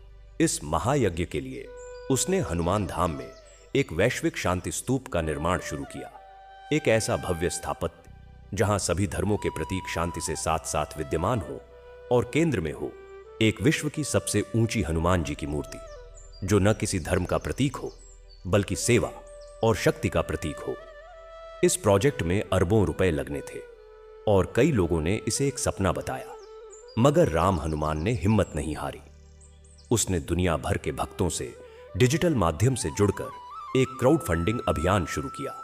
उसका संदेश सरल था, यह मंदिर नहीं बन रहा, यह एक विचार बन रहा है, मानवता के लिए एक आशा की किरण। और चमत्कार हुआ। सिर्फ भारत से ही नहीं, अमेरिका, यूरोप, अफ्रीका, ऑस्ट्रेलिया से भी लाखों लोगों ने छोटे बड़े दान भेजे। एक बूढ़ी ईसाई महिला ने अपनी पेंशन का एक हिस्सा दान किया और लिखा, हनुमान जी सेवा के देवता हैं और सेवा सभी धर्मों की सीख है। एक मुस्लिम युवक ने, जो एक इंजीनियर था, स्वेच्छा से अपनी तकनीकी सेवाएं दी। एक बौद्ध भिक्षु ने भूमि पूजन में भाग लिया। यह सच्ची धर्मनिरपेक्षता और सार्वभौमिक भाईचारे का दृश्य था। निर्माण कार्य चल ही रहा था कि एक नई चुनौती आई। दुनिया में कृत्रिम बुद्धिमत्ता, एआई और रोबोटिक्स का तेजी से विकास हो रहा था। एक तरफ तो यह प्रगति थी, दूसरी तरफ यह भय भी पैदा कर रहा था कि कहीं मशीनें मनुष्यों पर हावी न हो जाएं, रोजगार न छीन लें। कई विद्वानों ने चेतावनी दी कि मनुष्य अपनी मानवीयता खो रहा है। राम हनुमान ने इस चुनौती को एक अवसर में बदल दिया। उसने हनुमान धाम के आध्यात्मिक विज्ञान संस्थान में एक नया प्रोजेक्ट शुरू किया, project Hanuman, AI for compassion. इस प्रोजेक्ट का लक्ष्य था एक ऐसी कृत्रिम बुद्धिमत्ता विकसित करना जो हनुमान जी के चरित्र से प्रेरित हो, जो सेवा के लिए समर्पित हो, जिसमें अहंकार न हो, जो निर्णय लेते समय करुणा और नैतिकता को प्राथमिकता दे। उसकी टीम ने एक ऐसा एआई चैटबॉट बनाया जो संकट में फंसे लोगों की मदद कर सकता था, उन्हें भावनात्मक सहारा दे सकता था और उन्हें नजदीकी सेवा केंद्रों से जोड़ सकता था। इसे हनुमान बॉट नाम दिया गया। शुरुआत में लोग हंसे, मगर जब एक आत्महत्या की कगार पर खड़े युवक ने इस बॉट से बात करके अपना मन बदल लिया और बाद में हनुमान धाम आकर एक स्वयंसेवक बन गया, तो सबने इसकी शक्ति को स्वीकार किया।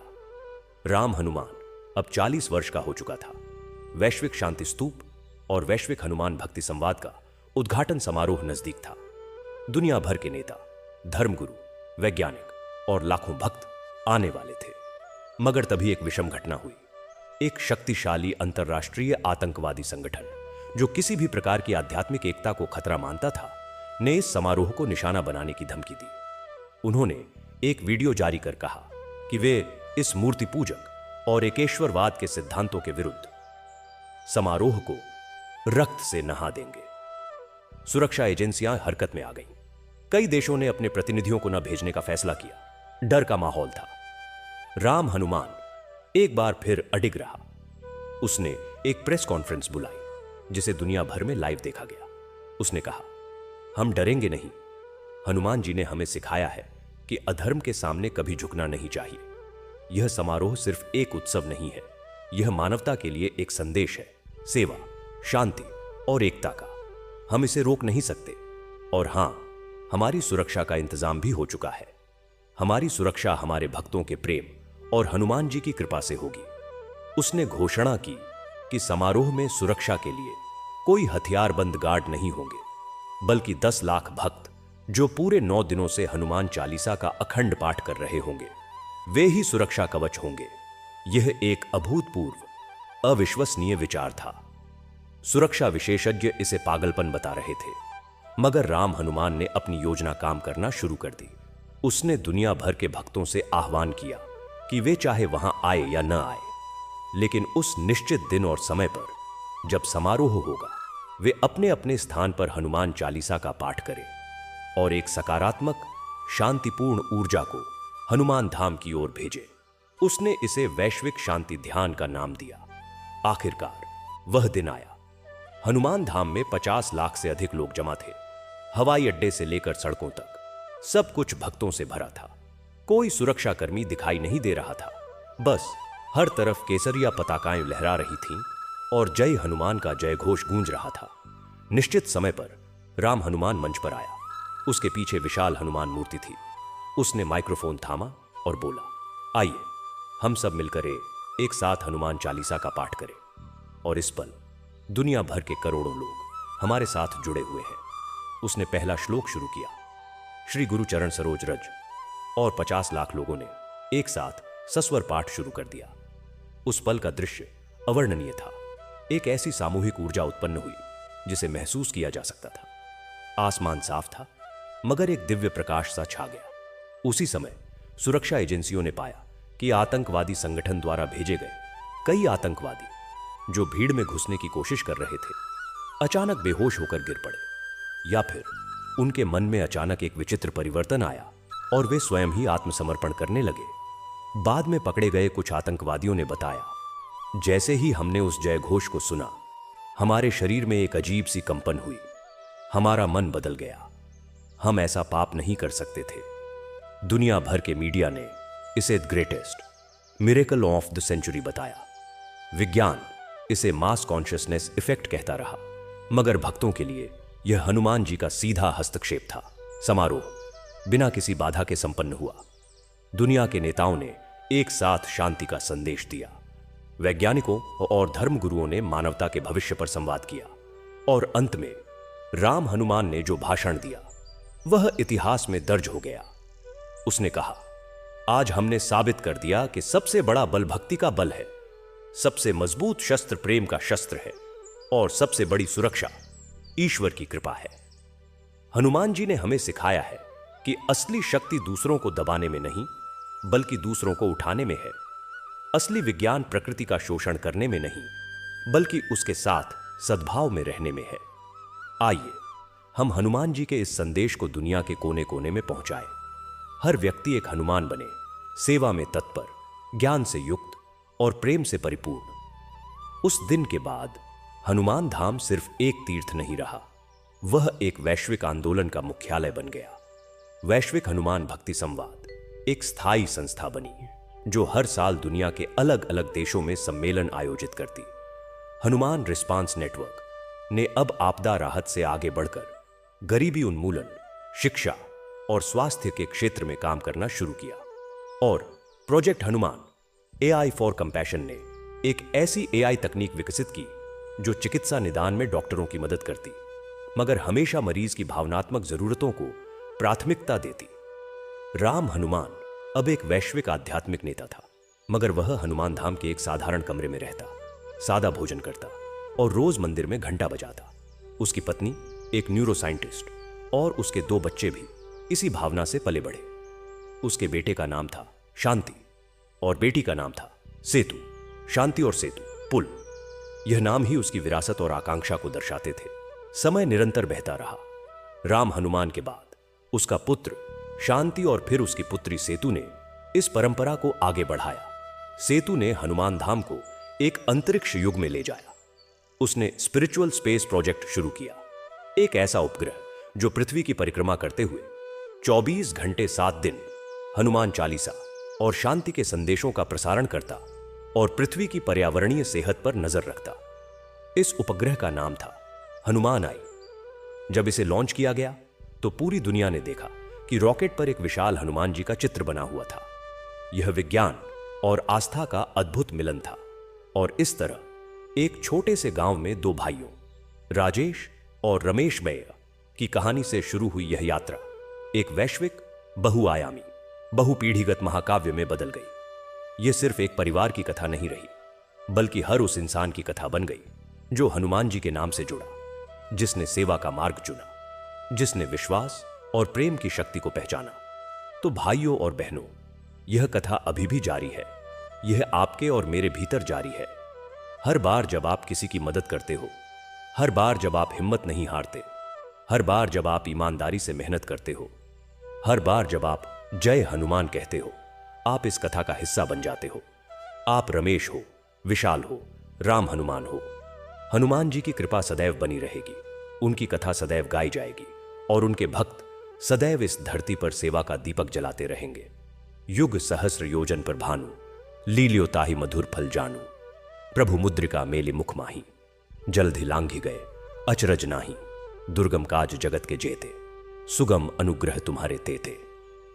अगर यह वीडियो आपको अच्छी लगी हो तो कमेंट कीजिए और हमारे चैनल अनमोल सागर को सब्सक्राइब करना ना भूलें, ताकि आपके पास हमारी वीडियो और जल्द से जल्द पहुंचे सके।